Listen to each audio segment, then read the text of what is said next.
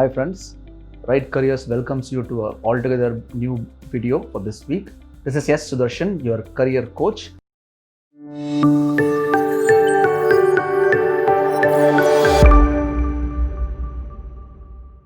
All along we've been seeing careers on different topics. So this week I thought, we'll see a topic that's more or less in line with serving the nation.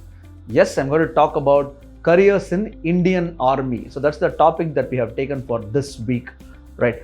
Personally, before we get into this topic, personally, if you ask me if there are any regrets in my life all along for the last, how many years or so, to not get into Indian Army is the biggest regret for me that I have in my life, and that's not going to get sorted it out. So I have to live with this regret of not getting into army. Who will not like to serve the country, right? So Indian Army is a great place to serve your country. So people who are passionate about serving the country and wish to maintain the peace of the country should opt for Indian Army as a career. The main objective of people who are in Indian Army is to maintain the national peace and security. Security of whom? Of the fellow countrymen, by defending the country from different types of threats. So threat could be in different forms. So to protect the country from all forms of threat is what people in Indian Army are supposed to do.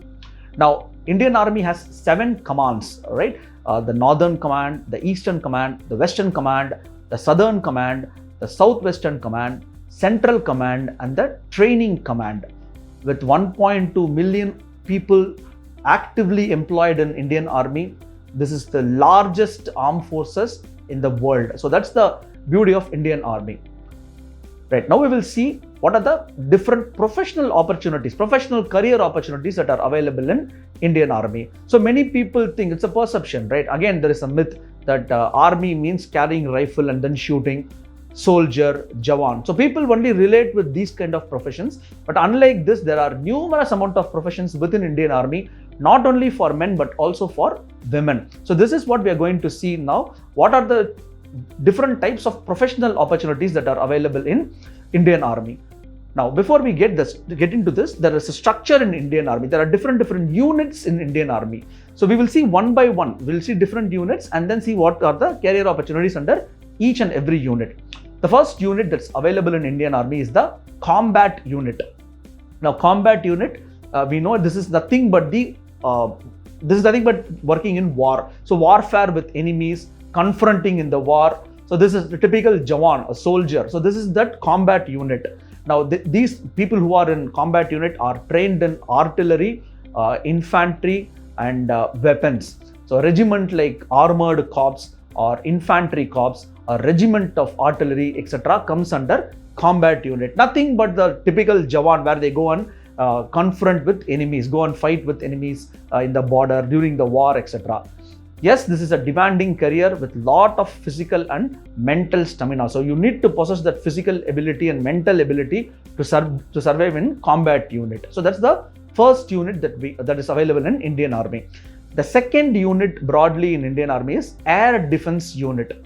So what is Air Defense Unit? As the name itself suggests, this is the unit that protects the country from various attacks from air. That any attack that comes from air, like missile, bombing, helipad attacks. So this is that unit that protects the country from various warfare.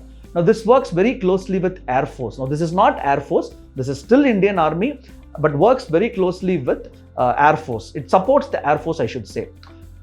They also, this domain, this unit, Air Defense Unit, people also are involved in numerous disaster relief, especially in support in difficult situations. For example, when there is a national calamity that happens, it is this unit people who fly in helicopters and then throw food. You must have come across, right, many examples. The 2015 flood in Chennai, we know army was deployed to throw food from helicopter to the people who are stranded in floods. So this is that unit which does that. So that's the Air Defense Unit. The third unit that is available in Army is the Engineering and IT Unit. Now, engineering in IT is divided into 3 basically. The combat engineers, MES engineers we call, and then border roads. Now, what do? They are involved in constructing bridges, minefields, helipads, roads, etc. So this is what they do. They are also responsible for constructing and maintaining the border roads. When you visit borders, be it in Sikkim or in Rajasthan or in near Kashmir or anywhere in borders, there is a border road, right? We call it as border security force. They build roads, they maintain those roads. Different climate comes, right? It's not only summer, it's also huge winter that's prevalent in some of the borders. So they're responsible for clearance of snows in the roads, etc., etc. That is something which they do. That MES we call. MES is nothing but mechanical and electronic science engineers. So what they do is they infuse the latest technology into army. Now, good old days, we used to involve animals for various activities in army. You still have animals, you still use birds, you still use dogs, etc. But the usage has come down. So because of various technology infusion into army, and that's exactly what MES do. They also take care of IT and communication system. That's like the radars, the gadgets where information is usually done in code words. So decoding those code is something that the MES do. Broadly comes under engineering and IT unit of army. And then you have the fourth biggest service inside army. That's the service corps. We call it as Army Service Corps. Now trust me, the Jawans can be the face of army, but the backbone of the army is the service corps. The service corps is divided into different domains. You have medical corps, army medical corps, which takes care of the entire medical necessity of the army troop. And then you have Army Ordnance Corps, which takes care of the logistics. You have Army Veterinary Corps that takes care of all the animals and their health. Army Education Corps, you will have Army schools and Army colleges. So that's something which is maintained by Army Education Corps. This is primarily for Army employees. Army Postal Corps, and then Military Farm Corps. Military Farm Corps is nothing but farm, FARM, where they grow their own plants, vegetables and animals to feed the army men. So these are some of the different units that broadly available in army for professional career opportunities. Broadly comes under Army Service Corps. So these are the professional career opportunities that are available in army today, right? Moving on, we will now see what is the eligibility and who can get into army. So the best part is even after your class 12 you can get into. We will see for both men and women. So we will first start with men. How can you get into army?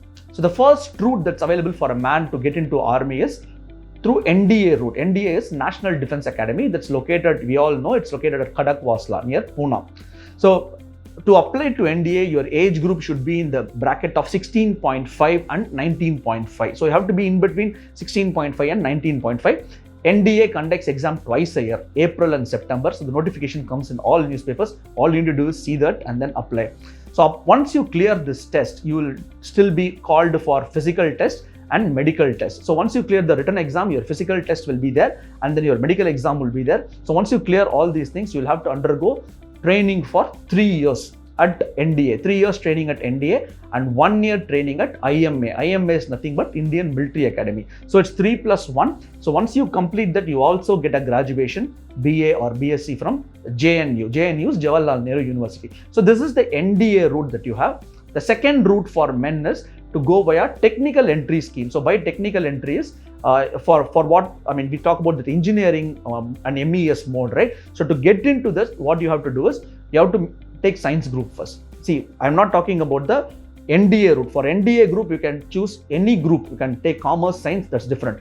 But for technical entry scheme, you have to choose science group, physics, chemistry, maths. And you must get 70%. That's the minimum criteria, 70%. And then there is an entrance test. Entrance test is conducted twice a year, January and June. So you have to clear that entrance test. Upon that, 1 year training at OTA Chennai.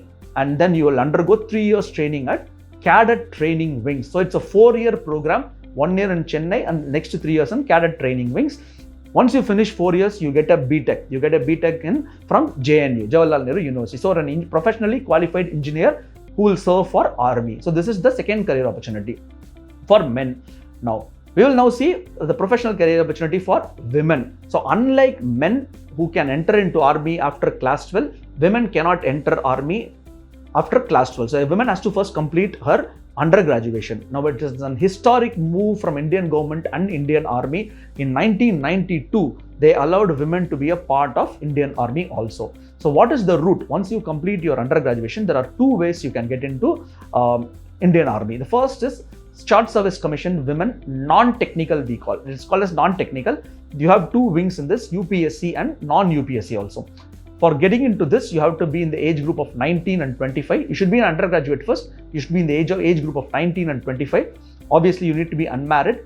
Exams happen twice a year, and in the month, you can see the notification for the month. And once you clear the exams, there will be an interview, and it's a 49-week, close to a year-week training at Officers Trading Academy, Chennai. So once you finish that, you'll be into a short service commission role. The second role, the second way for a woman to get into services is technical. So for this, you have to be an engineer. You have to be in the age group of 20 and 27. Again, exams are conducted twice a year. Same training, obviously engineering training for 49 weeks at OTA. So this is the route to get into the technical route for women. Now, as always, the pros and cons of being any profession in army.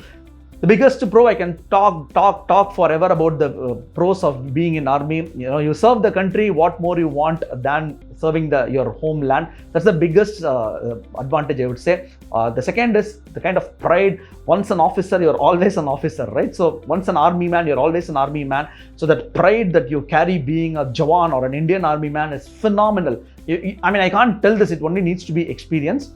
More importantly, if you're an army man, you will know everything. You will understand the knowledge of managing skills, admin skills. So you can become an administrator. Most of the administrator that you see in different companies or corporates or even institutes would be ex-serviceman, right? So you can be that, and you get perks. I don't need to mention. There is canteen, there is free education, healthcare, retirement benefits, tremendous amount of benefits in canteen. So, and then you get posted in different parts of the country. You get preferences in Kendra Vidyalaya. So there are numerous amount of pros if you look at Indian Army as a career.